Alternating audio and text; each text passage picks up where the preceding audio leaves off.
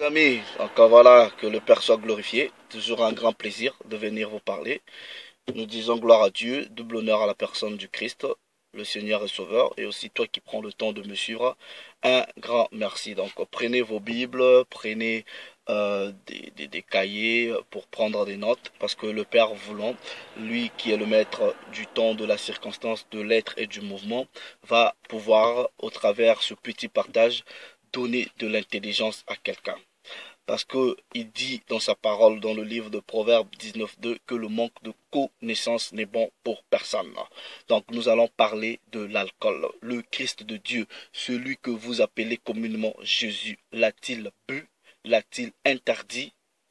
Et est-il un péché d'en consommer? Parce que la plupart des gens ont bu le vin de la prostituée, le vin du faux enseignement, le vin de la fausse doctrine, qui fait qu'aujourd'hui, parce qu'ils tâtonnent, ils sont égarés, frappés de délire d'aveuglement. Si aujourd'hui vous me voyez avec une canette de Stella en train de boire, vous criez au scandale en disant, mais ne vient-il pas prêcher aux gens? C'est pas un frère en Christ, lui? Il boit de la bière?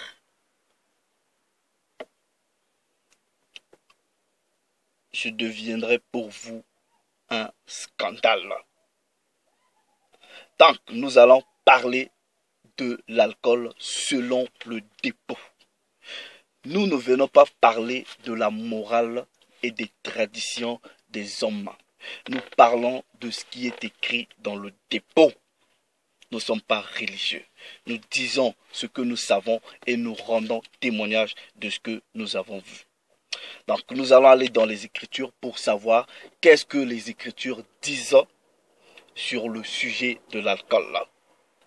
Donc cette vidéo-ci va éclairer quelqu'un. C'est de la connaissance pure.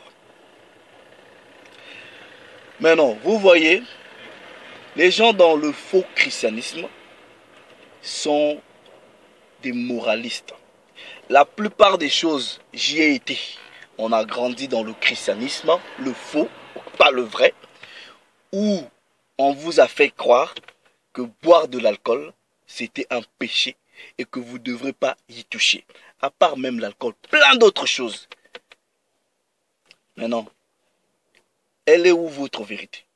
Votre vérité, c'est ce que vos pasteurs vous disent ou c'est ce que la Bible vous dit. Et la plupart de, soi-disant, vos pasteurs là, qui viennent, qui vous racontent des hérésies, eux-mêmes n'ont pas reçu de la part du Père un bon enseignement. Ils ont des gros ventres comme ça, ils viennent, ils arrivent même pas à respirer, ils viennent, ils vous racontent n'importe quoi. Ils disent, ouais, faut pas toucher à l'alcool. Vous faites des fêtes chrétiennes où il n'y a que du jus. Où il n'y a que du jus. Ne jouez pas la musique de Kofi Olomide, ni celle de Werrason de Fali. Jouez la musique de frère Intel, frère Intel. Vous voyez, même chez mes frères, les Congolais, je dis ce que je sais. Ils disent, ils ont fait un mariage, soi-disant chrétien. Il n'y a pas d'alcool, parce que eux, étant que des chrétiens, ils ne peuvent pas boire de l'alcool. Ils disent, ils ne dansent pas la musique mondaine. Ils ne dansent pas du Kofi. C'est les mêmes personnes. Ils dansent sur les musiques, les R&B ou les musiques des Nigériens, qui restent des musiques mondaines. Vous faites quoi là? Vous faites quoi? Vous êtes des malades. Donc, nous allons parler de la pure vérité biblique. Et vos soi-disant pasteurs là qui ont des gros ventres qui viennent, qui vous racontent n'importe quoi, eux-mêmes, ils n'ont aucune connaissance. Ils sont essoufflés tellement que le ventre est rempli de sémoule. Je dis, vous voyez là, si votre pasteur a un gros ventre comme ça, comme une femme qui est prête à coucher, ce pasteur-là, parce qu'il mange beaucoup, ne va pas hériter du royaume de Dieu. C'est ce que la parole de Dieu dit. Donc, si vous avez votre pasteur qui a un gros ventre comme un vieux porc, il mange beaucoup, dites-lui de se repentir. Il ne va pas hériter la parole de Dieu. Ce n'est pas seulement ceux qui abusent de l'alcool. Donc, nous allons lire dans les Écritures pour que vous sachiez ce que les Écritures disent de ce sujet. Prenez vos Bibles. Premièrement, nous allons aller dans le livre des Romains. Dans le livre des Romains au chapitre 15. Romains chapitre 15, verset 4. Il est écrit: Or, tout ce qui a été écrit d'avance l'a été pour notre instruction, afin que, par la patience et par la consolation que donnent les Écritures, nous possédons l'espérance. Donc la parole nous fait comprendre ici que tout ce qui a été écrit d'avance l'a été pour nous donner de l'instruction. Donc nous allons aller dans ce qui a été écrit et avoir de l'intelligence, avoir de l'instruction. Donc pour cela, ok, vous voyez dans le christianisme actuel, les gens ne savent même pas c'est quoi le péché. Ils interprètent leur pensée du péché. Nous, nous interprétons rien. Ok, nous disons ce que la Bible dit. C'est quoi le péché selon la Bible? Pas le péché selon votre pasteur qui a mangé beaucoup de foufou, beaucoup de sémoule, ok, qui vous voit avec une bouteille de canette. Il dit: non, mon fils, faut pas boire ça. Et vous voyez les frères ignorants, quand il boit sa canette de bière, il voit son pasteur, il met la canette sous la table. Ouf. En anglais on dit: you give me jokes. Donc vous me faites marrer. Regardez ce que la parole définit comme étant le péché selon les Écritures, pas selon les émotions, les sensations des gens. On va dans le premier livre de Jean, 1 Jean chapitre 3 du verset 4. Il est écrit: quiconque pêche transgresse la loi, virgule, et le péché est la transgression de la loi. Donc en gros, pour que vous dites, ok, que quelqu'un pêche en consommant de l'alcool, ok, il faudra qu'il transgresse la loi en faisant cela. Donc est-ce que quelqu'un qui prend une canette de bière ou de vin ou quoi que ce soit, est-ce qu'il transgresse la loi? Vous voyez, on va vous expliquer beaucoup de choses. Livre des Juges au chapitre 9, version Louis II, 10-19. Il est écrit quoi? Mais la vigne leur répondit: renoncerai-je à mon vin, virgule, qui réjouit qui? Qui réjouit qui? Qui réjouit Dieu. Et les hommes pour aller planer sur les arbres. Donc on vous dit que même la vigne, ok, le vin réjouit Dieu et il réjouit les hommes. Bien que le Père qui vit en dehors de toute notre imagination ne boit pas de façon physique le vin. Mais on vous dit que le vin réjouit Dieu. Maintenant la révélation c'est quoi? Vous allez comprendre pourquoi le vin réjouit même Dieu. Nous allons dans Genèse, ok, chapitre 27. Genèse chapitre 27, versets 26 à 28. Il est écrit: alors Isaac, virgule, son père,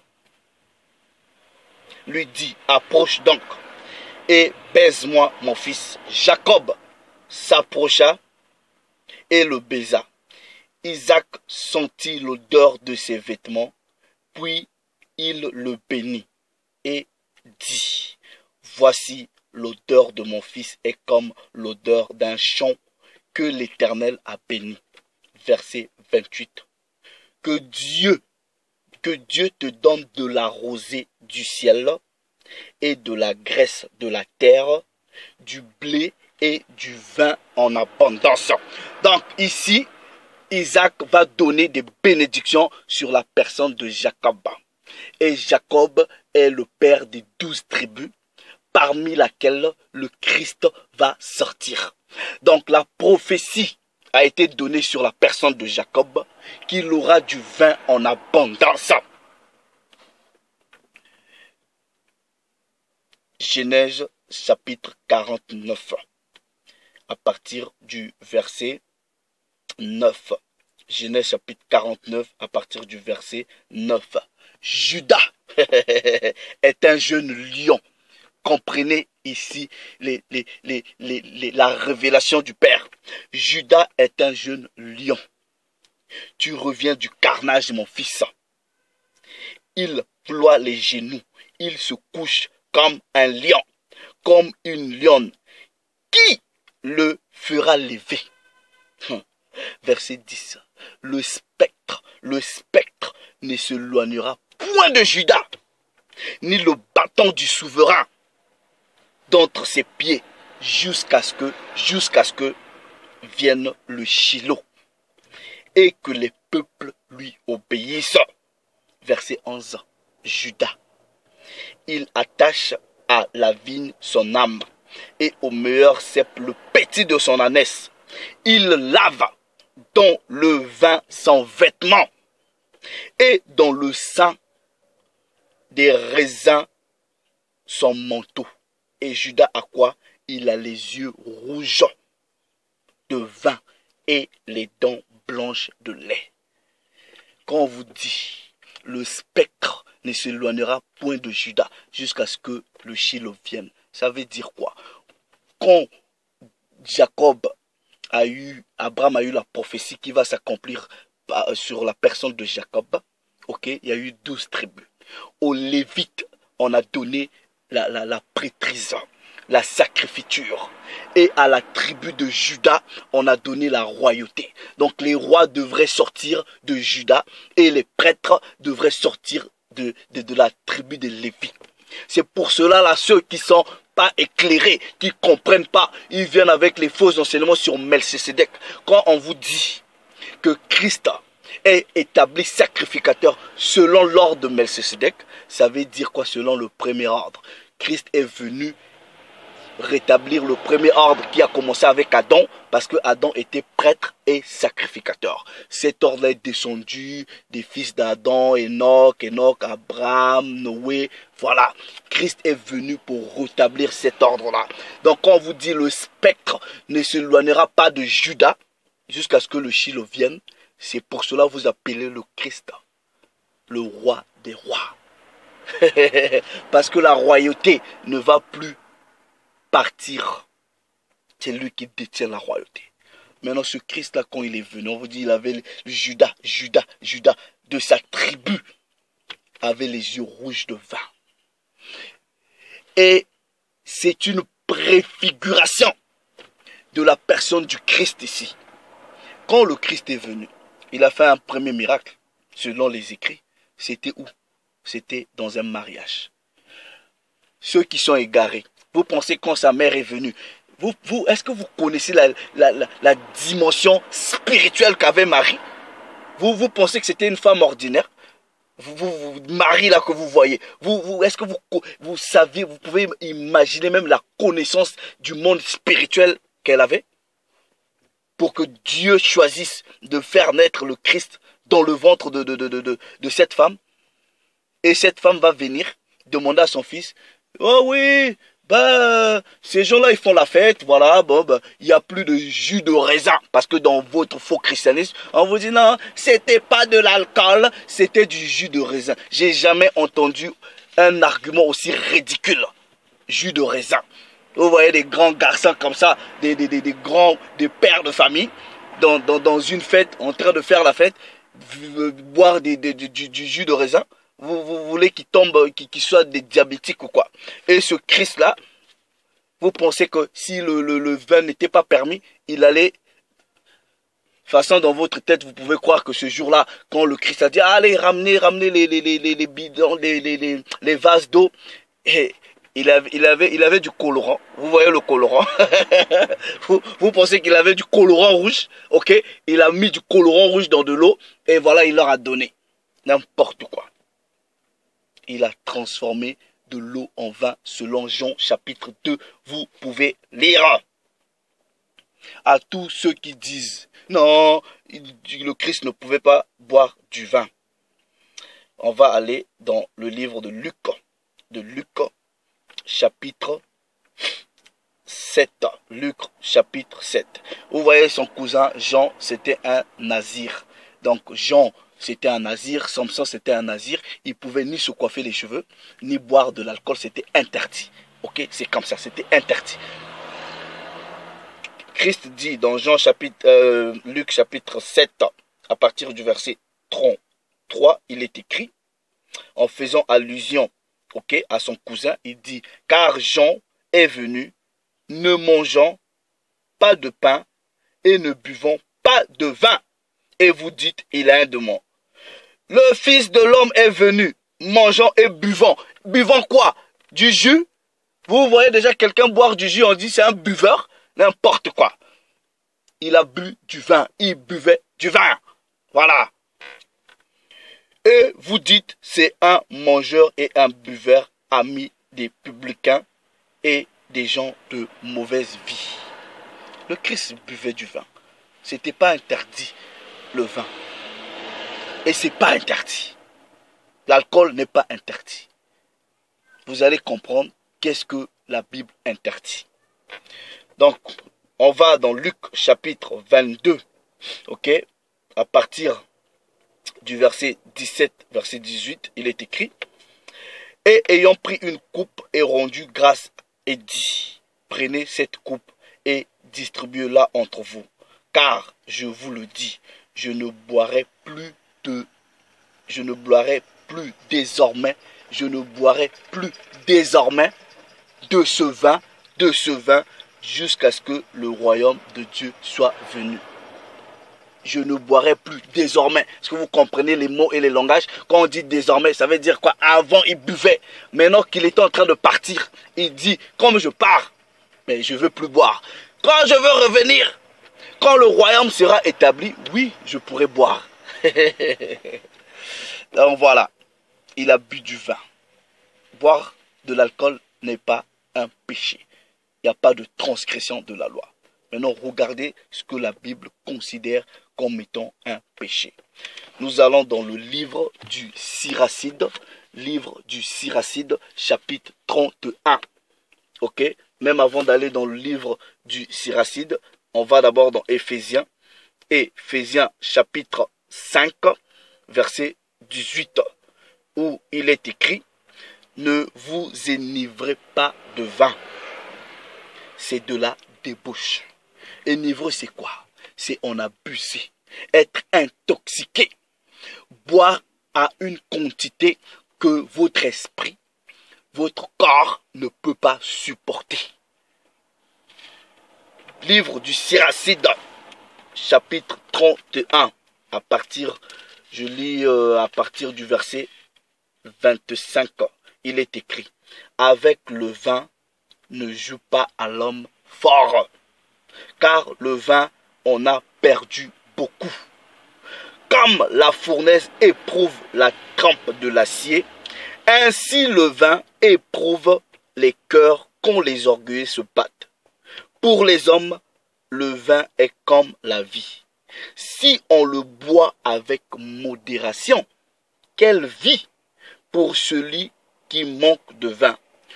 Aussi bien fut-il créé aux origines pour apporter la joie, le vin apporte allégresse du cœur et joie de l'âme. Et ça, c'est exactement ce que Psaume 104, verset 15 dit. Quand on le boit à propos est juste ce qu'il faut. Le vin bu avec excès est l'amertume de l'âme. Il entraîne provocation et affrontement. L'ivresse accroît la fureur de l'insensé et de l'insensé à ses dépens. Elle diminue ses forces et lui vaut de mauvais coups. L'ivresse.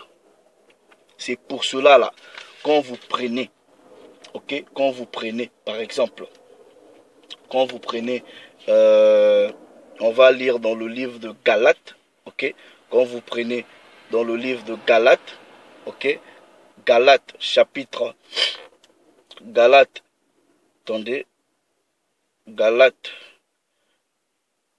chapitre 5, ok, du verset 21, qu'est-ce qui est écrit là-bas?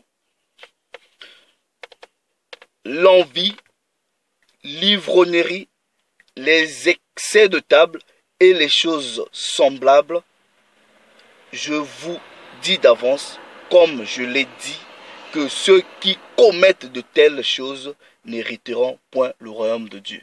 C'est l'ivrognerie, quand vous en abusez. Et on vous dit aussi les excès de table. Donc votre pasteur qui a le gros ventre, qui veut tomber comme ça, parce qu'il mange beaucoup. Il va dire, ma fille, je suis en train de venir chez toi. Il faut me faire la semoule, là. Ouais, fais-moi la semoule. Il vient, ouais, t'as pas acheté la chikwang? Achète la chikwang. Ah, le pasteur est en train d'arriver. Faut que je... Il vient, il s'engouffre, le ventre il est ballonné comme ça. Il vient, il dit, je suis l'homme de Dieu. Tu vas pas hériter le royaume de Dieu. Il faut faire un régime et arrêter de beaucoup manger parce que tu fais des excès de table. Donc ton sort, toi le pasteur qui aime la chikwang, le foufou, beaucoup de semoule, tu as le même sort qu'un ivrogne. Parce que l'ivrogne, il a abusé de l'alcool.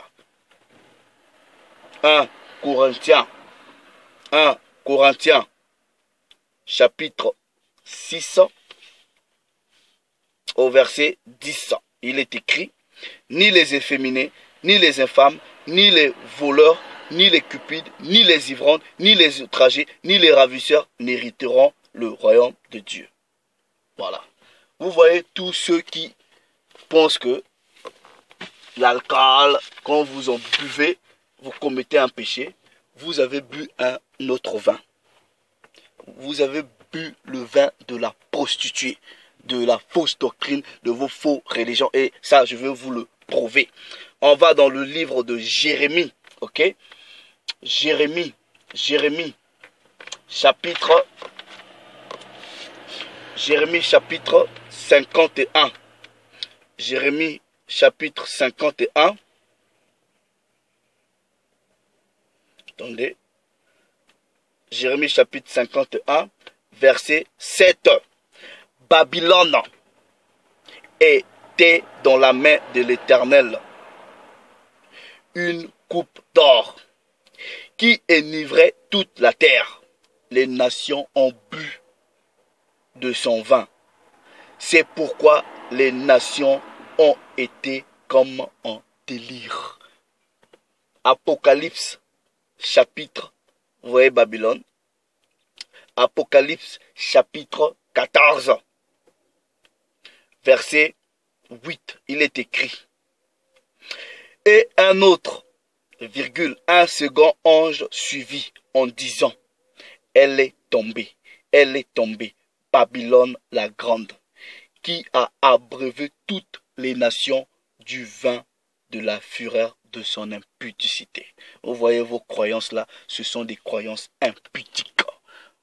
Vous êtes des prostituées spirituelles et vous avez bu du vin de Babylone, vos fausses doctrines du faux christianisme, vos faux enseignements avec vos pasteurs qui ont des gros ventres, okay, comme des enfants, des femmes prêtes à l'accouchement. Ils vous racontent n'importe quoi. Okay? Boire de l'alcool n'est pas un péché selon la Bible. Le Christ a bu, les gens buvaient, c'était normal. Paul dit même à Timothée, tu as un problème de dysenterie, bois un peu d'alcool, ça te fera du bien. Voilà. Donc venez pas à vos histoires, non, c'était le jus de raisin. Quel jus de raisin? Vous pensez que c'est des enfants, ils vont consommer du jus? Quelqu'un qui boit du jus, on va dire c'est un buveur du jus. Vous consommez des jus, là on vous a déjà traité de buveur, mais c'est quand vous prenez de l'alcool, c'est là qu'on vous traite de buveur. Voilà, c'est pas un péché. Mais c'est pas parce que la Bible ne l'interdit pas, faut en abuser. Non. Non, faut jamais en abuser. Noé, on a abusé, vous voyez les conséquences. Lot, on lui a fait boire du vin et les conséquences. Il a couché avec ses filles. Voilà. L'alcool, ça se prend de façon modérée. Vous voyez, moi, je peux décider de l'en prendre ou de ne pas en prendre. Mais j'ai fait le choix de ne pas en prendre parce que bon, voilà, tant pis. Mais c'est pas quelque chose de, voilà, je n'en prends pas parce que, soi-disant, la Bible dit non, non, c'est un choix personnel. Et si aujourd'hui je décide d'en prendre, il n'y a pas de mal. Voilà. Donc, toi, frère,